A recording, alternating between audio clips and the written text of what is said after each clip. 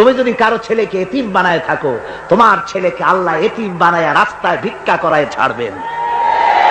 তুমি যদি কারো বাপকে মাকে কাঁদায় থাকো, আল্লাহ রাব্বুল আলামিন তোমার মা বাপকে কাঁদাবেন। বিবেক দিয়ে চিন্তা করো, যাকে মেরেছো ওই রাত্রে তার বাড়ির কাছে যাও, ওই রাত্রে গোপনে তার বাড়ির কাছে গিয়ে দেখো তার মা কিভাবে তার সন্তানের জন্য কাঁদতেছে, মায়ের কোলটা খালি হয়েছে বলে কিভাবে কাঁদতেছে, তার বাবা কিভাবে কাঁদতেছে, তার বউ থাকলে কিভাবে ছটফট করতেছে, তার কলিজার টুকরা সন্তান থাকলে কিভাবে আব্বা আব্বা বলে কাঁদতেছে। যারে গুলি করে মেরেছো একবার বাড়ির কাছে গিয়ে কান পাচা শোনো। মনে রাখো যুবক, সন্ত্রাসীরা শুনে রাখো, অস্ত্র দিয়া মানুষকে যারা মেরেছো, আল্লাহর কসম করে বলি যেভাবে মেরেছো ওইভাবে তোমাকেও নিহত হতে হবে, কোনো সন্দেহ নাই। বাড়িতে গিয়ে ডায়েরিতে লিখে রাখো আমার কথা। থামুন, বাড়িতে গিয়ে ডায়েরিতে লিখে রাখুন, ডায়েরিতে লিখে রাখো, যদি তুমি কাউকে হত্যা করে তার বউকে যদি বিধবা বানায় থাকো, তোমার বউ বিধবা হবেই, কোনো সন্দেহ নাই। তুমি যদি কারো ছেলেকে এতিম বানায় থাকো, তোমার ছেলেকে আল্লাহ এতিম বানায় রাস্তায় ভিক্ষা করায় ছাড়বেন। তুমি যদি কারো বাপকে মাকে কাঁদায় থাকো, আল্লাহ রাব্বুল আলামিন তোমার মা বাপকে কাঁদাবেন। তুমি যদি বেয়নটের খোঁচা দিয়া, ড্যাগারের খোঁচা দিয়া একটা মানুষকে যদি বুক ফেড়ে থাকো, তোমার বুকটা ঝাঁঝরা করে দেওয়ার মতো অস্ত্র আল্লাহ তৈরি করে রেখেছে। বিশ্বাস করো, বিশ্বাস করো। অননুমোদিত অস্ত্র থানায় জমা দিয়ে দাও, মসজিদে ঢোকো, নামাজ পড়ো, চরিত্রবান হয়ে যাও। তোমাদের প্রতি আমার উদাত্ত দাওয়াত, আমার বুক ভরা দরদ। তোমাদের বিরুদ্ধে আমাদের কোনো বিদ্বেষ নাই, হিংসা নাই, আছে কলিজা বড় দরদ। দেখতে পাচ্ছি জাহান্নামের দিকে যাচ্ছ, এ পথটা কোন দিকের পথ? জোরে বলেন, কোথার পথ? ওই নেতাদের পিছনে আর চলো না, তওবা করো। ওই নেতাদের পিছনে আর যাবে না যারা তোমাদেরকে টাকা দেয় আর অস্ত্র দেয়, যারা তোমাদেরকে মদ দেয় আর নারী দেয়, ওদের পেছনে আর চলবে না। ওয়াদা করো। যুবকরা কি পারবে ওয়াদা করতে? ওই সব নেতাদের পিছনে জীবনে আর যাবে না, ওয়াদা করতে পারো? হাত উঁচু করে দেখাও যুবকেরা।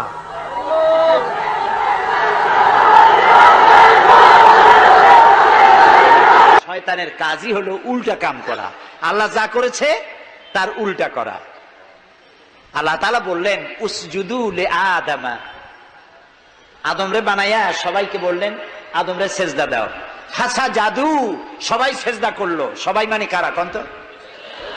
মাশাআল্লাহ। ইল্লা ইবলিস, মিস্টার ইবলিস সেজদা দিল না। আল্লাহ জিজ্ঞেস করলেন তুমি সেজদা দিলে না কেন? শয়তান তখন আর্গুমেন্ট পেশ করলো। সে বলল আনা খায়রুম মিনহু খালাকতানি মিন নার ওয়া খালাকতাহু মিন তিন, আমি ওর থেকে অনেক ভালো। ওরে বানাইছো মাটি দিয়ে, আমারে বানাইছো আগুন দিয়া। আগুন হলো ঊর্ধ্বমুখী, মাটি হলো নিম্নগতি সম্পন্ন। সুতরাং ঊর্ধ্বমুখী কোন জিনিসকে নিম্নমুখী জিনিসের কাছে আত্মসমর্পণ করতে বলা, সেজদা দিতে বলা মোস্ট আনসাইন্টিফিক। কত বড় শয়তান! শয়তান জানে না যে আগুন, আগুনের শক্তি কম, মাটির চাইতে আগুনের শক্তি একেবারেই কম। সব থেকে শক্তি বেশি মাটি। আগুন হচ্ছে সংহারক আর মাটি হচ্ছে উৎপাদনশীল। এই মাটির তলায় আর একটা জগৎ আছে, পানির তলায় আছে আর একটা জগৎ। আলহামদুলিল্লাহ রব্বিল আলামিন। এই যে রব্বিল আলামিন বলা হয়, আলম হচ্ছে এক বচন, আলামিন হচ্ছে বহু বচন। আল্লাহ শুধু ইহকাল আর পরকাল, ইহজগৎ আর পরজগতের মালিক নন, বহুমাত্রিক জগতের মালিক তিনি। সেই জগৎগুলি আমরা চিনি না, অবশ্য সময় হলে আরেকদিন এ ব্যাপারে বলবো ইনশাআল্লাহ। মাটির তলায় কি জগৎ, সাগরের তলায় কি জগৎ, ও বোঝে নাই, ও তো শয়তান, ও এরকম বলে বসলো। আল্লাহ তাআলা বললেন ইন্নাকা রাজিম, তুই মরদুদ, আমার হুকুমের অবাধ্য হয়েছিস, বেরিয়ে যা, তোর জীবনের সমস্ত ইবাদত আমি পণ্ড করে দিলাম। শয়তান বলল আল্লাহ তাআলা, আমার ইবাদত গুলি আদমের কারণেই পণ্ড হলো, তাই এতদিন কষ্ট করে ইবাদত করলাম, এর বিনিময়ে কিচ্ছু দেবে না? আল্লাহ কয় চাইস কি? কয় আমার 3 দফা দাবি। কি কি? 1 নম্বর, যে আদমের কারণে আমার সব শেষ হইল, শয়তান হয়ে গেলাম, এই আদম বাঁচবে কয়দিন? আল্লাহ তাআলা বললেন এরা তো কিয়ামত পর্যন্তের সন্তানেরা থাকবে।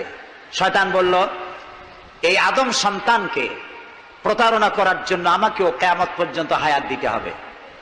আল্লাহ তাআলা বললেন মঞ্জুর। শয়তান বলল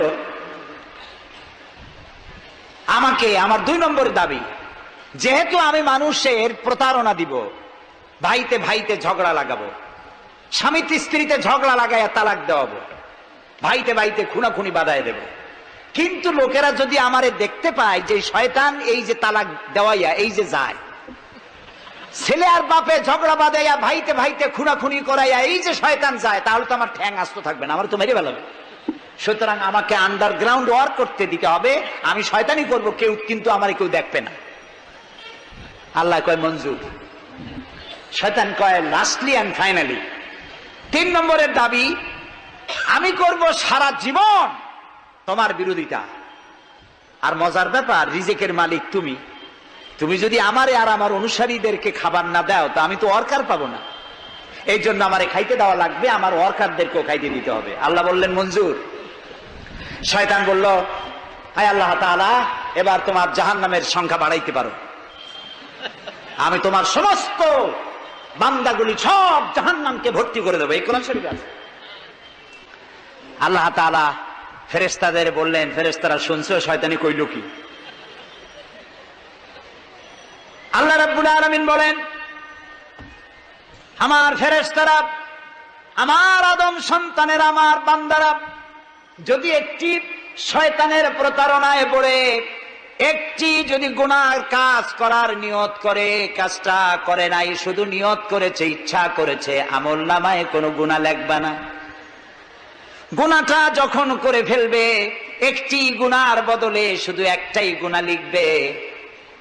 আর যদি আমার বান্দা যদি একটি পুণ্য কাজের নেক কাজ করার নিয়ত করে, কাজটা করে নাই, শুধু নিয়তের জন্য একটা নেকি লিখে দিবা। নেকির কাজটি যখন সম্পাদন করবে তখন একের উপরে 10টা গ্রেস মার্ক লাগাইয়া দিবা। সুবহানাল্লাহ। আমি এইভাবে করে আমার বান্দাদেরকে মাফ করে দেব। সুবহানাল্লাহ। শয়তান মানুষকে ওয়াসওয়াসা দেয়, আর আল্লাহ যা বানায় তার উল্টা বানায়। আল্লাহ বানাইলো যাকাত, শয়তান বানাইলো কি কন্তবুদ্ধি করে? সুদে আর যাকাতে পার্থক্য কি? সুদ হচ্ছে ধনীদের গরিবদের কাছ থেকে নাও, ধনীদের দাও, আর যাকাত হচ্ছে ধনীদের কাছ থেকে নাও, সব গরিবদেরকে বন্টন করে দাও। সুবহানাল্লাহ। এর নাম যাকাত। আর এই কাজটি করার দায়িত্ব আল্লাহ দিলেন সরকারকে।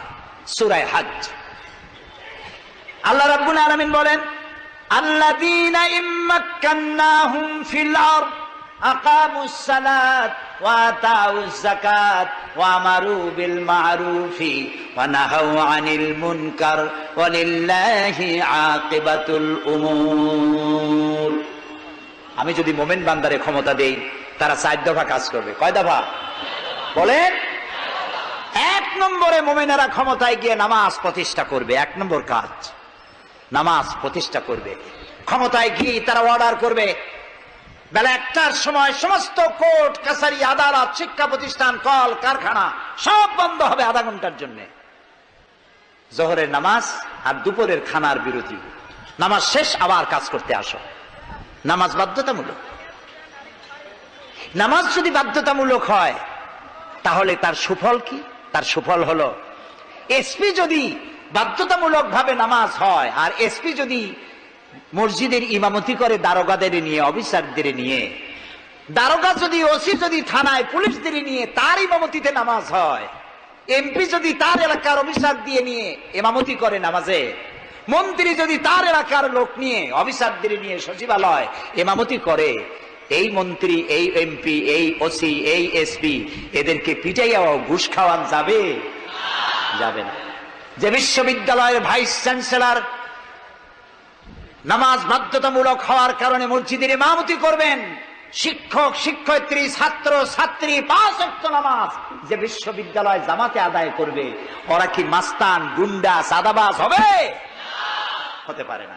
এই জন্য সরকারের প্রথম দায়িত্ব হবে, কে বলতেছেন? কার কথা শোনাইতেছি? প্রথম দায়িত্ব হচ্ছে নামাজ প্রতিষ্ঠা করো, 2 নম্বরে যাকাত আদায় করো, 2 নম্বরে কি? যাকাত আদায় করো। এই যাকাত গভর্নমেন্ট আদায় করবে। আল্লাহর কায়দাটা কি দেখেন, এর মধ্যে সিগনিফিকেন্স কি? গভর্নমেন্ট আদায় করবে কেন? আমরা দিলে হবে না কেন? আমরা দিলেও হবে যদি ইসলামী সরকার না থাকে। ইসলামী সরকার হলে, অর্থাৎ আল্লাহর বিধান কায়েম হলে যাকাত কালেকশন করবে গভর্নমেন্ট। এখানে একটা সাইকোলজিক্যাল ব্যাপার আছে। আমি যদি অধ্যক্ষ রশিদ খান সাহেবের কাছে আমি বলি যে আমি গরিব মানুষ, আমারে কিছু সাহায্য করেন, উনি যদি আমাকে সাহায্য দেন যাকাত থেকে, অথবা কোনো দয়া করে কিছু পয়সা দেন, চিরটা কাল ওনাকে দেখলে পরে আমার মাথাটা একটু নত হয়ে যেতে পারে। আল্লাহ চান না তার কোন বান্দার মাথা আর একটা গোলামের সামনে নত হোক। সেই জন্য আল্লাহ চান সরকারের কাছ থেকে নাও, তোমার মাথা উঁচু থাকুক। সুবহানাল্লাহ কইতে ইচ্ছা করে না? এ মাথার অনেক দাম, যেখানে সেখানে সেজদা দিয়েন না। পীর বুজুর্গ দেখলেই পায়ের উপরে পড়ে যায়েন না। কদম বসি করতে ইচ্ছা করে করেন, আমি বাধা দেব না, কিন্তু মাথাটা নিচু করেন না। মাথাটা আল্লাহ ছাড়া কারো সামনে নত হতে পারে না। এই মাথার অনেক দাম। আপনার বডি চেনাই যাবে না যদি মাথা না থাকে। আপনার মা অথবা স্ত্রী ছাড়া মস্তকবিহীন বডি চেনা কঠিন। এটা বডির আইডেন্টিটি। এই জন্য দেখবেন পৃথিবীর সমস্ত প্রাণী খাবারের সময় রুজির উপরে, রিজিকের উপরে মুখ লাগাইয়া খায়। গরু, বাছুর, মুরগি, হাঁস, হাতি, বাঘ, ভল্লুক, ময়না, টিয়া সব খাবারের উপরে মুখ লাগাইয়া খায়। কেবলমাত্র মানুষ খাবারের সময় খাবারটা না খাইয়া মাথা উঁচু থাকে, এখানে দেয়। আল্লাহ চান রিজিকের সামনে আমার বান্দার মাথা নত হবে না। মাথা নত হবে তো রাজ্জাকের সামনে নত হবে, রিজিকের সামনে নয়। সুতরাং গভর্নমেন্টের কাছ থেকে নাও, তাহলে তোমার মর্যাদা ঠিক থাকবে, কোনো ব্যক্তির কাছ থেকে নয়। গভর্নমেন্ট কালেকশন করবে, গভর্নমেন্ট বিতরণ করবে। এরপরে দারিদ্র বিমোচন ইসলামের সব থেকে বড় প্রোগ্রাম, দারিদ্র বিমোচন করা। কারণ কি? কারণ হলো আমার রাসূল বলেছেন, কাদাল ফাকরু আইয়াকুনা কুফরা। দারিদ্র মানুষকে কুফরির মধ্যে ঠেলে দেয়। তার নামাজ রোজা থাকে না, আল্লাহ রাসূল থাকে না। দরিদ্রের ধর্ম একখানা রুটি, সে তখন পূর্ণিমার চাঁদকে রুটির মতো দেখে। আছেন একটা কবিতা এরকম, পূর্ণিমার চাঁদ যেন ঝলসানো রুটি, তখন তার ধর্ম হয়ে যায় এটা। এই জন্য রাসূলুল্লাহ বলেছেন, কাদাল ফাকরু আইয়াকুনা কুফরা। রাসূলুল্লাহর একটা ব্যাংক ছিল, সেই ব্যাংকের নাম ছিল বাইতুল মাল। এই বাইতুল মাল ব্যাংক যেদিন তিনি এর ইনঅগ্রাল সেশন, উদ্বোধনী দিন, আমাদের ব্যাংকগুলি উদ্বোধন করার সময় কত শামিয়ানা, গেট, তোরণ ইত্যাদি করা হয়। রাসূলুল্লাহর ব্যাংক উদ্বোধন করা হলো মসজিদে নববীর ভিতরে। খেজুর গাছের খুঁটি আর খেজুর গাছ, উটের পশম, খেজুর গাছের পাতার মাটি, এই দিয়া ছাদ। উপরে যদি বৃষ্টি হয় আধা ঘন্টা, নিচে বৃষ্টি পড়ে 1.5 ঘন্টা, পাতার ট্যাপট্যাপানি। এরকম একটা মসজিদের ভেতরে বসে রাসূলুল্লাহ ব্যাংক উদ্বোধন করলেন আর বললেন, বুখারীর হাদিস, মান তারাকা দায়নান আও দিয়ান ফাআলাইয়া। আমার রাষ্ট্রের ভিতরে কোন মানুষ যদি ঋণগ্রস্ত অবস্থায় মারা যায় আর তার ঋণ পরিশোধের অর্থ যদি না থাকে, তাহলে তার ঋণ পরিশোধের দায়িত্ব আর তার বিবি বাল বাচ্চা প্রতিপালনের দায়িত্ব আমি মুহাম্মদ আমার কাঁধের উপরে নিয়ে নিলাম। দারিদ্র বিমোচনের জন্য নবী করিম সাল্লাল্লাহু আলাইহি ওয়াসাল্লাম মানুষকে কাজ দিয়েছেন, ভিক্ষা কম দিয়েছেন। কেউ চাইলে, রাসূলের আদত মোবারক ছিল, কেউ কিছু চাইলে পকেটে হাত দিতেন, থাকলে দিতেন। জীবনে একদিনের জন্য কাউকে না বলেন নাই। বলেছেন কিছু নাই, বলতেন আজকে দিতে পারলাম না, তুমি আবার এসো, দেব না, এরকম কথা জীবনে একবারও বলেন নাই। সুবহানাল্লাহ। শুধু দিয়েছেন, কিছু নেন নাই। আল্লাহ, সারা জীবন মানুষের কষ্ট বুকের উপরে ধারণ করেছেন, কাউকে কষ্ট দেননি। ক্ষুধার্ত মানুষের দুয়ারে দুয়ারে গেছেন, নিজে ক্ষুধায় কষ্ট করেছেন। হযরত আবু বকর, ওমর মসজিদে নববীর ভেতরে বসে অসময় বসে আছেন। রাসূলুল্লাহ দিনের বেলা জিজ্ঞেস করলেন, তোমরা এই অসময় এখানে কেন? তারা বললেন, আমরা ক্ষুধার্ত, 2-3 দিন কিছু খাই না। রাসূলুল্লাহ বললেন, আমারও তো একই অবস্থা, চলো তিনজন বেরিয়ে গেলেন। মসজিদে নববীর পাশেই ছিল হযরত আবু আইয়ুব আনসারী রাদিয়াল্লাহু তাআলা আনহুর বাড়ি। আমি 1973 সনে স্বাধীন বাংলাদেশের প্রথম হজ আমি করেছিলাম। 4733 টাকা ছিল বিমানের ভাড়া। তখন মসজিদে নববীর পাশেই ছিল আবু আইয়ুব আনসারী রাদিয়াল্লাহু তাআলা আনহুর বাড়ি। সেই বাড়িতে গেলাম। ওইখানে একটা বাক্সের ভিতরে, একটা গ্লাসের বাক্সের ভিতরে ছিল রাসূলের ব্যবহার করা তরবারি, তীর আর ধনুক। আমি বহুত চেষ্টা করছিলাম গ্লাসটা উঠাবার জন্য, কারণ এটা সেই তরবারি, সেই তীর, সেই ধনুক যেখানে আমার রাসূলের হাতের পরশ লেগেছিল। যদি ধরতে পারতাম প্রাণ ভরে একটা চুমা দিতাম। এই বাড়িতে গিয়ে রাসূলুল্লাহ উপস্থিত হলেন। আবু আইয়ুব আনসারী, তিনজন মেহমান, এর থেকে শ্রেষ্ঠ মেহমান আছে? স্ত্রীকে বললেন, তাড়াতাড়ি একটা ছাগল জবাই করো, রুটি বানাও। তিনি চলে গেলেন বাগানে। বাগান থেকে কিছু খোরমা আনলেন। হাদিস শোনাচ্ছি, গল্প নয়। কিছু খোরমা এনে রাসূলের সামনে রাখলেন। রাসূলুল্লাহ বললেন, এর মধ্যে কাঁচা পাকা, আধা পাকা 3 পদের খাজুর, আমি কোনটা খাবো? হযরত আবু আইয়ুব বলেন, 3 প্রকারের খেজুরে আপনি হাত দিবেন, কারণ আপনার হাত যে প্রকারের খেজুরের গায়ে লাগবে আমার বাগানে আল্লাহ রাব্বুল আলামিন সেই খেজুরে বরকত দিয়া দিবেন। কিছুক্ষণ পরে রান্না হয়ে গেল। রাসূলের সামনে গোশত আসলো, রুটি আসলো। আল্লাহর নবী খাবারের শুরুতে 2-1টা রুটি আর 2-3টা গোশত টুকরা রুটি দিয়া পেঁচায়া হযরতে আবু আইয়ুব আনসারীর হাতে দিয়া দিলেন। বললেন, আবু আইয়ুব, এই রুটি আর গোশত টুকরা নিয়ে যাও। আমার কলিজার টুকরা মা ফাতেমা গত 3 দিন হলো কিছু খায় নাই। দুনিয়ার মানুষের খাবার পৌঁছায়ছেন, নিজে না খেয়ে থেকেছেন। হযরত আয়েশা বলেছেন, 1 দিন 2 দিন না, মাসের পর মাস রাসূলুল্লাহর স্ত্রীদের ঘরে চুলায় আগুন জ্বলে নাই। হযরত ওমর রাদিয়াল্লাহু তাআলা আনহু রাসূলুল্লাহর ঘরে প্রবেশ করেছেন। এখনো ঘরটা আছে মসজিদে নববীর কোনায়, ছোট্ট ঘরটা, বিশ্বনবীর ঘর। তিনি ঘরের মধ্যে প্রবেশ করে দেখেন রাসূলুল্লাহ শুয়ে আছেন। তারপরে হযরত আবু বকর সালাম করলেন, রাসূলুল্লাহ উঠে বসলেন। হযরতে ওমর রাদিয়াল্লাহু তাআলা আনহু বাচ্চা শিশুর মতো ডুকরে কেঁদে উঠলেন। নবীজি জিজ্ঞেস করলেন, ওমর কাঁদো কেন? হযরত ওমর বলছেন, ইয়া রাসূলুল্লাহ, আমি বিশ্বনবীর ঘর দেখতেছি, ছোট্ট একটি ঘর, এক কোনায় পানি শূন্য সরাহি কাত হয়ে পড়ে আছে, এক পাশে একটা গ্লাস,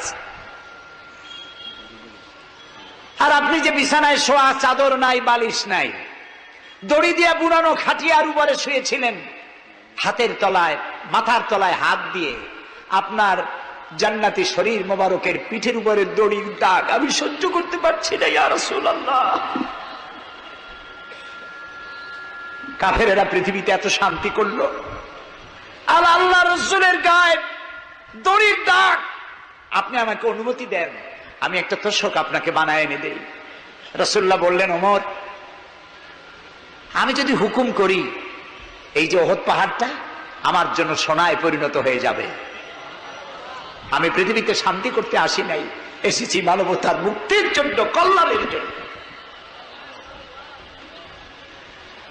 নবী করিম সাল্লাল্লাহু আলাইহি ওয়াসাল্লাম এই যাকাতের বিধান কায়েম করলেন। মানুষের দুয়ারে দুয়ারে খাবার পৌঁছে গেল।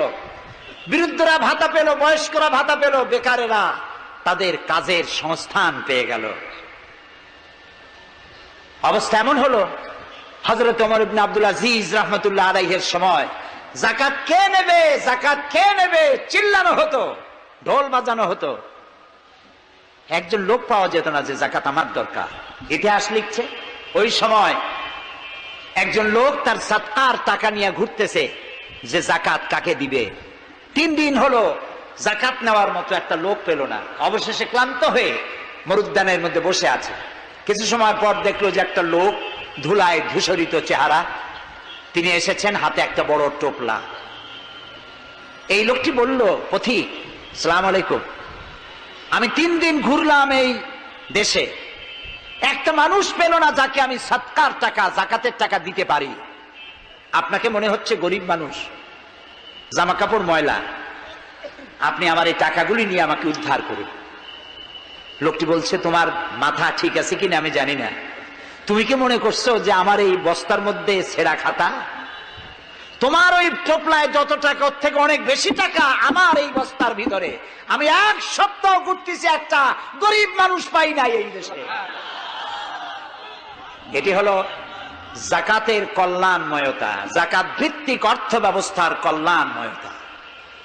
যারা এই জাকাত দেয় না, অর্থকে সঞ্চিত করে, সোনা এবং রূপাকে সঞ্চয় করে, তাদের সম্পর্কে আল্লাহ কি বলছেন? والذين يكنزون الذهب والفضة ولا ينفقونها في سبيل الله فبشرهم بعذاب أليم। যারা নাকি রৌপ্য এবং স্বর্ণ সঞ্চয় করে, আমার রাস্তা খরচ করে না, মানে গরিবদের দেয় না, সঞ্চিত করে রাখে, তাদের জন্য কঠিন পীড়াদায়ক শাস্তির সুসংবাদ দাও। প্রশ্ন উঠতে পারে, শাস্তির কি সুসংবাদ হয়? শাস্তির কি হয়? আল্লাহ সুসংবাদ বললেন কেন? এটা বোঝাবার জন্য ছোট্ট একটি দৃষ্টান্ত যথেষ্ট। মা যদি ছেলেকে কন্ট্রোল করতে না পারে, দারুণ দুষ্ট, মা তখন বলে, দাঁড়া, তোর বাপ আসুক, আমি তারে নালিশ করব, এমন পিটটি দেবে তখন মজা টের পাবি। পিটাইলে কি মজা লাগে? তাহলে মজা বললো কেন? শাস্তির তীব্রতা বোঝাবার জন্য মজা শব্দ ব্যবহার করা হয়। এটা কোরআনে কারীমের বাগধারা। আল্লাহ তাআলা বলছেন, তীব্র শাস্তির সুসংবাদ দাও। স্বর্ণ আর রৌপ্য জমা করে রেখেছো, জাকাত দাওনি। বহু মহিলার অসংখ্য সোনা রূপা আছে, জাকাত দেন না। কবে কালে ভদ্র একটা বিয়ে আসবে, সেই বিবাহে সজ্জিত হয়ে যাবেন, সারা বছরে জাকাত দিলেন না, এতগুলি সোনা আটকায় রাখলেন কেন? আল্লাহ চান না টাকা পয়সা পুঞ্জীভূত হয়ে থাকুক। কোরআন শুধু নামাজ রোজা নয়, দেখুন না আল্লাহ কি বলছেন। আল্লাহ বলছেন, কায়লা ইয়াকুনা দুলাতাম বাইনাল আগনিয়াই মিনকুম। আল্লাহ বলছেন, তোমাদের কিছু সংখ্যক ধনীদের মধ্যে তোমাদের সম্পদগুলি পুঞ্জীভূত হয়ে যাক, এটা আমি চাই না। এটা যাকাত, ফিতরা, সাদকা, এককালীন দানের মাধ্যমে গোটা জাতির মধ্যে পৌঁছে যাক, তাহলে মানুষের উপকার হবে। সুতরাং 7.5 তোলা নিচ পর্যন্ত জাকাত আপনার না দিলে চলবে। যখন 7.5 তোলা হবে তখনই জাকাত শুরু হবে। যত বেশি হয় গোড়া থেকে শুরু করে সবটা দিতে হবে। 52 তোলা রূপা হলে জাকাত দিতে হবে।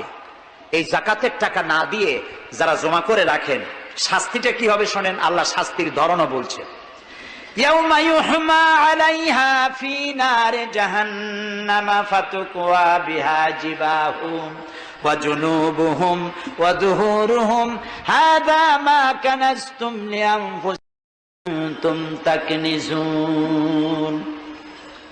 এমন একদিন আসবে যখন এই স্বর্ণ আর রৌপ্যকে জাহান্নামের আগুন দিয়ে জ্বালায়া সিল বানানো হবে, আর এই সিলগুলি তোমার কপালে, তোমার পার্শ্ব দেশে, তোমার পৃষ্ঠ দেশে সিল মারা হবে জাহান্নামের আগুন দিয়ে, আর বলা হবে, হাদা মা কানাজতুম লিআনফুসিকুম, এই হলো তোমার সেই সব সঞ্চিত সম্পদ যা তুমি সঞ্চয় করে রেখেছিল, আল্লাহর রাস্তায় খরচ করো নাই। রাসূলের কাছে প্রশ্ন হয়েছে, ওয়ায়াসআলুনাকা মাযা ইউনফিকুন, হে রাসূল, আপনাকে প্রশ্ন করা হয় যে কি খরচ করব। আল্লাহ তাআলা বলছেন, কুলিল আফওয়া, বলুন প্রয়োজনের অতিরিক্ত জিনিস আল্লাহর রাস্তায় খরচ করে দাও। আমরা প্রয়োজনের অতিরিক্তটা ব্যাংকে জমা রাখি, আল্লাহ বলেন খরচ করো। যত খরচ করবে আল্লাহ তত বাড়াই দিবেন। দেখেন না আল্লাহ বাড়ায় কেমনে। আল্লাহরে বিশ্বাস করেন যে আল্লাহ যে বাড়াইতে পারেন, এটাকে বিশ্বাস করেন? এটি তো ইমানের প্রশ্ন। কেউ যদি জবাব দিতে ব্যর্থ হন তাহলে তো কুলক্ষণ। আল্লাহ কি সম্পদ কমানো আর বাড়ানোর মালিক কে? ইয়ামহাকুহুল্লাহুর রিবা ওয়া ইউরবিস সাদাকাত। আল্লাহ তাআলা বলছেন, আমি সুদকে ধ্বংস করি আর সাদকাকে বৃদ্ধি করি। হালালে বরকত হয়, হারামে বরকত হয় না। আজ গোটা পৃথিবীতে, শুধু বাংলাদেশে নয়, গোটা বিশ্বে ওয়ার্ল্ড ব্যাংকের দৃষ্টিতে ইসলামী ব্যাংক পৃথিবীতে সব থেকে সফল ব্যাংক। তাও আলহামদুলিল্লাহ কব না। কেন? কারণ হালালে বরকত হয়, হারামে বরকত হবে না। আচ্ছা, কুত্তায় বাচ্চা দেয় কয়টা কম তো? ওর তো ফ্যামিলি প্ল্যানিং নাই। জনমের মতো হয়। এই কুত্তাগুলি যদি সব বাঁচত তাহলে বরিশাল দিয়ে হাঁটতে পারতেন? কুত্তার জ্বালায় হাঁটতেই পারতেন না। গরুতে গাভীতে বাছুর দেয় কয়টা বছরে? একটা, মাত্র একটি। আর মুসলমানেরা গরু যা জন্মের খাওয়া খায়, তারপরেও কুত্তা বেশি না গরু বেশি? এই কারণে যেহেতু গরু হালাল তাই গরুতে বরকত, কুত্তা হারাম তাই বরকত নাই। ইসলামী ব্যাংক শুধু ব্যাংকিং সেক্টরে কাজ করে না, জাতির কল্যাণমূলক বহু সংখ্যক কাজ তারা করে থাকে। ইসলামী ব্যাংক হাসপাতাল, ইসলামী ব্যাংক ব্যাংকের জন্য কলেজ, ইসলামী ব্যাংক দিয়ে যখন ডিজাস্টার হয়, দুর্ভিক্ষ হয়, যখন বন্যা হয়, জলোচ্ছ্বাস হয়, লক্ষ কোটি কোটি টাকা তারা দুহাতে বিতরণ করে। হ্যাঁ, অনেক প্রকল্প আছে।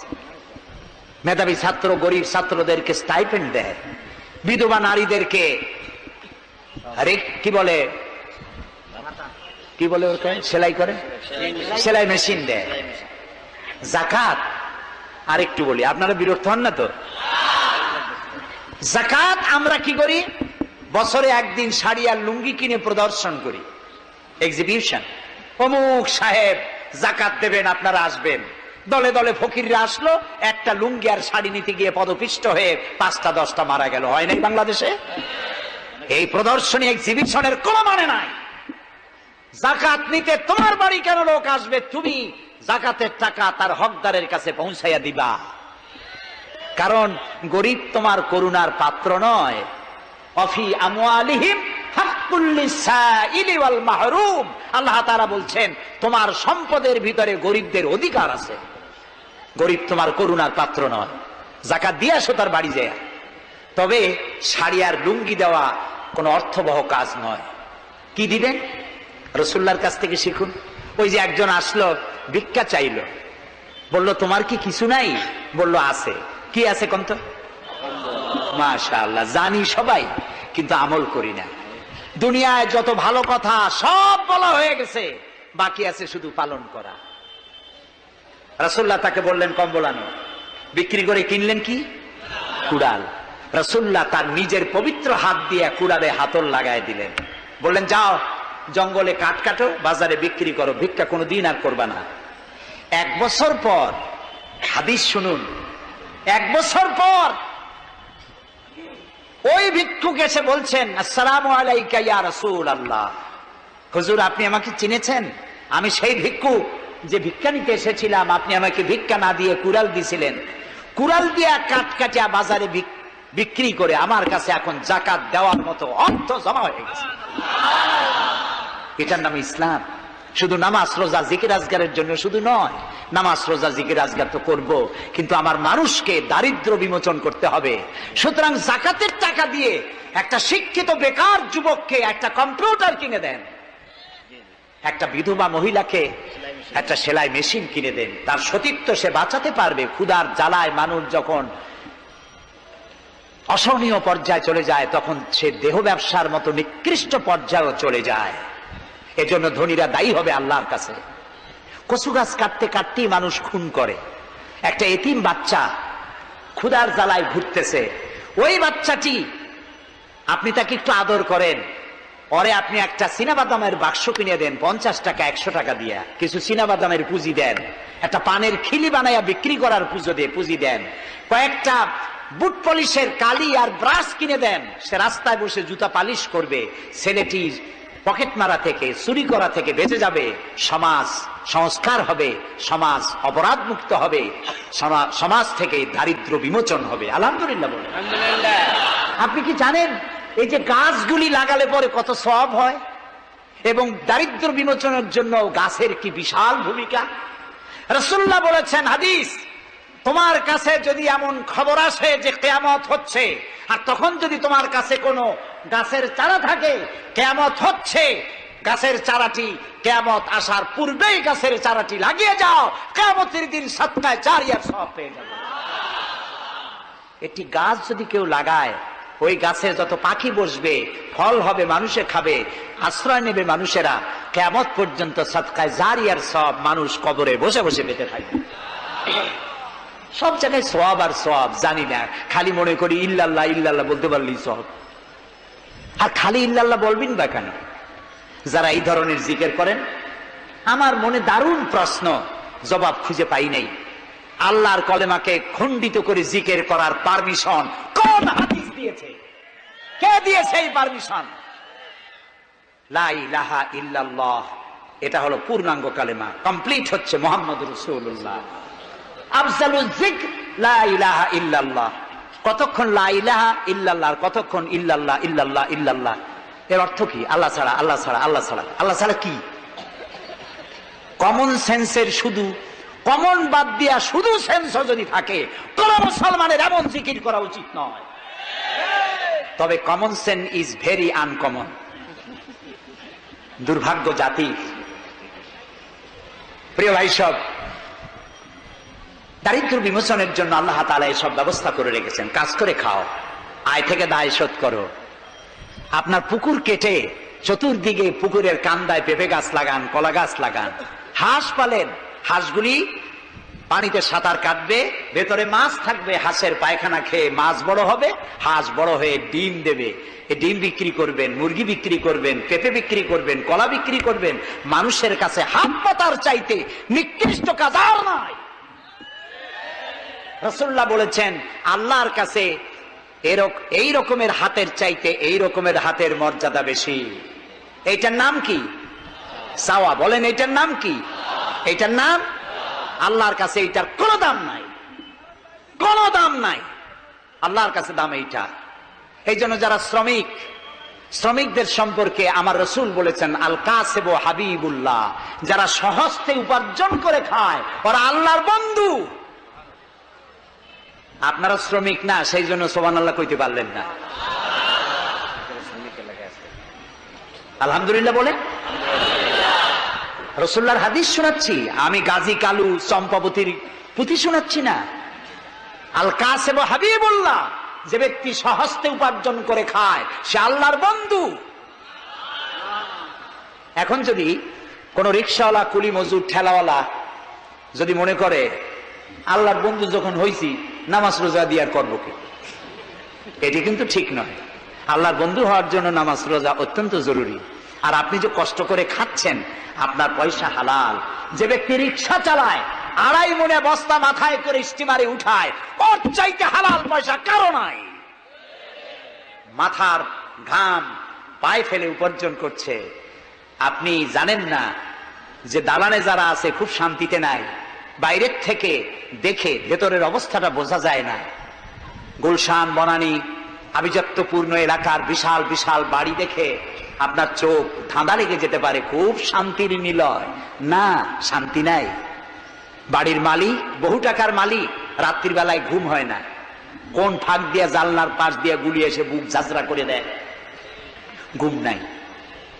জনমের মতো অসুখ হইছে, প্রত্যেক দিন সোনার চাউল দিয়ে ভাত খাইতে পারে, কিন্তু ডাক্তার তার রুজি কন্ট্রোল করে দিয়েছে। পাঙ্গাসের পেটি, খাসির চর্বি খাইতে পারবেন না, ভাত কম খাবেন। সকালবেলায় ডিমের পুষ, দুপুর বেলায় 1 স্লাইস টুস, সন্ধ্যাবেলায় ফলের জুস, খাওয়া শেষ। বউ তো কথা শোনে না। হাজারো কাজ করে ঘরমুক্ত হয়ে স্বামী ফিরেছে, বিবি সাহেবা, বেগম সাহেবা এখন ধরে হাতে ভ্যানিটি ব্যাগ নিয়ে স্বামীর সামনে থেকে হন হন করে যাচ্ছে। স্বামী বেচারা কষ্ট করে জিজ্ঞেস করছে, তুমি কই যাও? বলছে, আই এম ভেরি বিজি।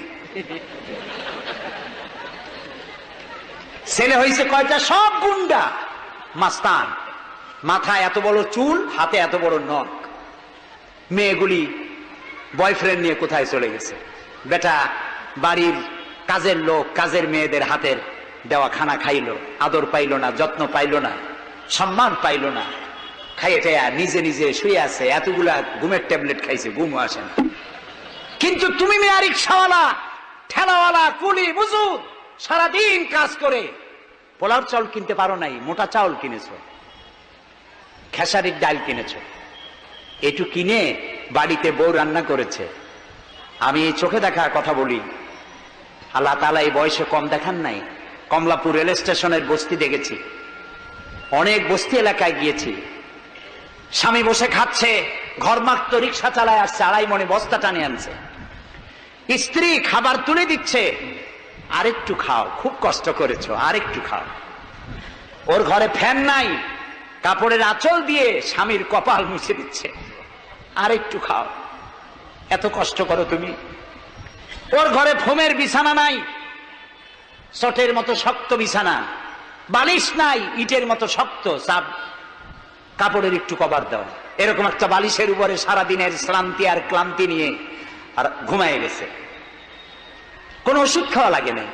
এমন ঘুম আসছে ওর নাকের গর্জনে ট্রাকের ইঞ্জিন ফেল। শান্তি কি বড় লোক হলে হয়? শান্তি দেওয়ার মালিক আল্লাহ। শান্তি দেওয়ার মালিক কে? আল্লাহ তাআলা।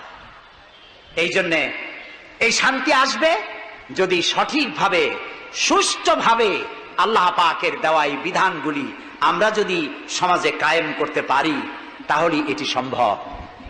আমার দেশে এখন যদি যাকাতের টাকা কালেকশন করা হয়, তাহলে আমরা একটা হিসাব করেছি, আমি একটা ব্যাংকের সাথে জড়িত আছি, আপনারা জানেন বোধহয়, ইসলামী ব্যাংক। এর জন্ম লগ্ন থেকে আমি আছি এর সাথে। সেই হিসেবে আমরা একটা জরিপ চালাইছি, বাংলাদেশে যদি এখন যাকাত যদি গভর্নমেন্ট কালেকশন করে, তাহলে একেবারে কম করে হলেও 6,000 কোটি টাকা যাকাত কালেকশন হতে পারে। 6,000 কোটি। আর ওয়াকফ এস্টেট আছে বাংলাদেশে লক্ষ লক্ষ একর জমিন, যা বিভিন্ন মোতাল্লি তারা সিন্দাবাদের দত্তের মতো ওয়াকফ সম্পত্তির উপরে চেপে বসে আছে। এই ওয়াকফ সম্পত্তি যদি উদ্ধার করা যায় আর যাকাত আর ওশরের টাকা যদি গভর্নমেন্ট কালেকশন করতে পারে, বাংলাদেশের দারিদ্র বিমোচনের জন্য পৃথিবীর কারো কাছ থেকে একটি টাকাও নেওয়ার দরকার নাই। এই যে 6,000 কোটি টাকার শূন্যতা ভ্যাকুয়াম সৃষ্টি হলো বাংলাদেশে, এই শূন্যতা পূরণের জন্য এগিয়ে এলো এনজিওরা এবং তারা সুদের বাণিজ্য শুরু করলো। ব্যাংক সুদ নেয় 15 or 17%, আর এনজিওরা নেয় 35 থেকে 40%। মারাত্মক সুদখোর। সমাজে কাবলিওয়ালাদের মতো সুদ চালু করে দিয়েছে। প্রিয় ভাই সব, বাংলাদেশ এটি সম্পদশালী দেশ। যারা বলে, আমি পার্লামেন্টে একবার বক্তৃতায় বলেছিলাম যে যারা বলে বাংলাদেশ গরিব, আমি তাদের সাথে একমত হতে পারি না। আমার দেশ সম্পদশালী দেশ, আলহামদুলিল্লাহ বলে। আমার দেশ, এ বাংলাদেশের আবাদযোগ্য জমির পরিমাণ 2,40,00,000 একর। আলহামদুলিল্লাহ বলবেন না? এখানে বনজ সম্পদ আছে 32,53,860 কিলোমিটার বর্গমিটার নিয়ে, বর্গমাইল জুড়ে। এখানে আল্লাহর হিকমতটা দেখেন। সুন্দরবন আমাদের থেকে দূরে না কাছে? বরিশাল, বরগুনা, বাগেরহাট, সাতক্ষীরা, এই এলাকায় সুন্দরবন কে বানাইছে? কোন গভর্নমেন্ট বানিয়েছে? কেন আর অন্য জায়গায় বানানো হলো না কেন? উত্তরবঙ্গে বানাইলো না কেন? কারণ আমাদের বঙ্গোপসাগর হলো সাইক্লোন জোন, এখান থেকেই ঘূর্ণিঝড়ের উৎপত্তি হয়। সাইক্লোন জোন 240, 80, 300 অথবা সহস্র মাইল স্পিডে বা 500 মাইল স্পিডে ঝোড়ো হওয়া প্রবাহিত হওয়ার জন্য ঘূর্ণিঝড় প্রস্তুতি দেয়। আবহাওয়া বার্তা দিয়ে তা শোনানো হয়। উপকূলীয় এলাকায় যদি আল্লাহ তাআলা সুন্দরবন তৈরি না করতেন, তাহলে সমুদ্রের ঘূর্ণিঝড়ের প্রথম ধাক্কায় কুয়াকাটা, পটুয়াখালী, বরগুনা, সাতক্ষীরা, পিরোজপুর, বাগেরহাট, বরিশাল প্রথম ধাক্কায় উড়ে চলে যেত। আল্লাহ তাআলা কি দয়া, সুন্দরবন বানাই দিয়ে প্রোটেক্টেড করেছেন। তাও আমরা সুবহানাল্লাহ বলবো না? এই সুন্দরবন রক্ষার জন্য গভর্নমেন্ট পাহারাদার লাগিয়েছে, কিন্তু পাহারাদারেরা নিজেরাই রক্ষকরা হইছে ভক্ষক, জন্মের খাওয়া খাইতেছে। আল্লাহ দেখলেন যে এরা তো এই ধরনের মানুষ খুব বেকায়দা, সেই জন্য আল্লাহ তাআলা নিজেও কিছু পাহারার ব্যবস্থা করলেন। সেই পাহারাদার কে?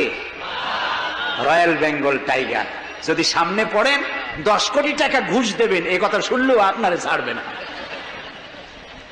যাতে বংশানুক্রমে পৃথিবীর মানুষ, দেশের মানুষ এগুলি ভোগ দখল করতে পারে, আল্লাহ সেই জন্য পাহারাদার রেখে দিয়েছেন। সুবহানাল্লাহ। আমার দেশে রয়েছে পানি সম্পদ। বাংলাদেশে ছোট বড় 250টি নদ নদী আছে। যেগুলির দৈর্ঘ্য ৩,২০০ বর্গ মাইল। আছে পানি সম্পদ, আছে পশু সম্পদ, আছে মৎস্য সম্পদ, সর্বোপরি আছে এই বাংলাদেশের 14 কোটি মানুষের 28 কোটি হাত। এই হাতগুলি যদি ভিক্ষুকের হাত না হয়ে কর্মীর হাত হয়ে যায়, তাহলে আমাদের দেশ গরিব থাকতে পারে না। আমার দেশের সম্পদের অভাব নাই, যথেষ্ট সম্পদ আছে, শুধুমাত্র ইকুয়াল ডিস্ট্রিবিউশন নাই। সৎ এবং যোগ্য নেতৃত্বের অভাবে এই চরম দুরবস্থার সৃষ্টি হয়েছে। আরো হয়েছে রাজনৈতিক প্রতিহিংসার কারণে। তা না হলে আমরা পৃথিবীর মধ্যে দাঁড়ায় যেতাম। যুদ্ধ বিধ্বস্ত জাপান কোথার থেকে কোথায় গেল, উত্তর কোরিয়া আমেরিকাকে চ্যালেঞ্জ করছে। থাইল্যান্ড যারা নারী ব্যবসা করে জীবন বাঁচাইতো, সেই থাইল্যান্ড এখন, আমি মেলবোর্ন ইউনিভার্সিটিতে আমার প্রোগ্রাম ছিল, যাওয়ার সময় ব্যাংকক হয়ে গেলাম। একটি হোটেলে আমার থাকার জায়গা ছিল। 30 কিলোমিটার লম্বা ফ্লাইওভার ব্যাংককে। বিল্ডিং গুলি দেখতে হলে এরকম তাকালে মাথা টুপি পড়ে যায়, এত উঁচু উঁচু বিল্ডিং। সিঙ্গাপুর কোত্থেকে কোথায় গেল, আমরা যে তিমিরে ছিলাম সেই তিমিরেই রয়ে গেলাম। আমাদের বুঝতে হবে, আমার ইসলাম দারিদ্র্যের বিকাশের জন্য আসে নাই, দারিদ্র বিমোচনের জন্য এসেছে। সুন্দর একটি সমাজ বিনির্মাণের জন্য ইসলাম এসেছে, এবং তা গণতান্ত্রিক প্রক্রিয়ার মধ্য দিয়ে। নবী করিম সাল্লাল্লাহু আলাইহি সাল্লাম যদি বলতেন ইন্তেকালের সময় যে আমার মেয়ে নেতৃত্ব দিবে, আমার নাতি নেতৃত্ব দিবে, বলেন কার বাবার হিম্মত ছিল এটার প্রতিবাদ করার? তিনি কি তা করেছেন? না। ইন্তেকালের সময় জিজ্ঞাসিত হয়ে তিনি বললেন, আমার পরে তোমাদের মধ্যে যিনি বেশি যোগ্য, খোদাভীরু, আল্লাহকে ভয় করে, তেমন লোককে তোমরা নেতা নির্বাচিত করো। আবু বকর রাদিয়াল্লাহু তাআলা তাই বলেছেন, ওমর, ওসমান, আলী তাই বলেছেন। সুবহানাল্লাহ বলেন। ওয়া আমরুহুম শুরা বাইনাহুম, এটি হলো গণতন্ত্র। তোমরা তোমাদের পরামর্শ ভিত্তিতে তোমাদের রাষ্ট্র সমাজ পরিচালনা করো। সুবহানাল্লাহ বলেন। কে বলে কোরআন শুধুমাত্র একটি ধর্মগ্রন্থ, বেদ আর বাইবেলের মতো? নিশ্চয়ই নয়। কোরআন একটি পূর্ণাঙ্গ জীবন বিধান, যা মানুষের জীবনের কথা বলে। এ মাসটার নাম কি? আরবি। আরবি মাসের নাম কি?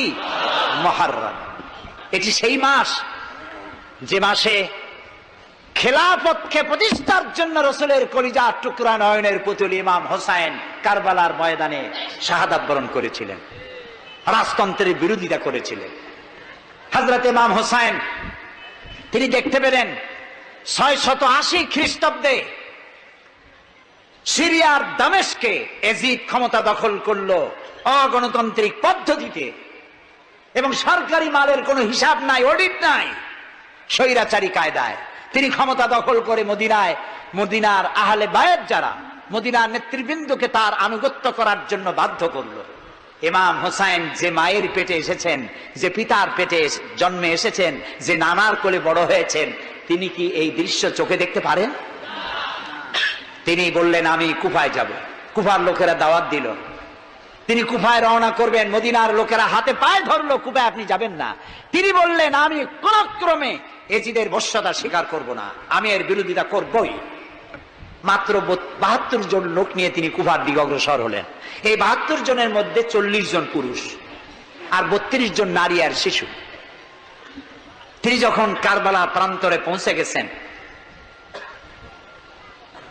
ইবনে জিয়াদ কুফার গভর্নর, তিনি বাধা দিলেন, বললেন, আমার দরবারে হোসেনকে হাজির করো। ইমাম হোসেন বললেন, যে ব্যক্তি আল্লাহর আখিরাতকে অস্বীকার করেছে, রাসূলকে অস্বীকার করেছে, আমি তার সামনে জীবন থাকতে যাব না। রাতারাতি ইয়াজিদ 6000 সৈন্য পাঠিয়ে দিল। ইমাম হোসেনের সাথে লোক কত? মাত্র 72। 6000 লোক কি যুদ্ধ করা লাগে 72-এর সাথে? শুধু যদি মার্চ করে পায়ের তলায় পিছে 72 জন শেষ হয়ে যাবে। হযরত ইমাম হোসেন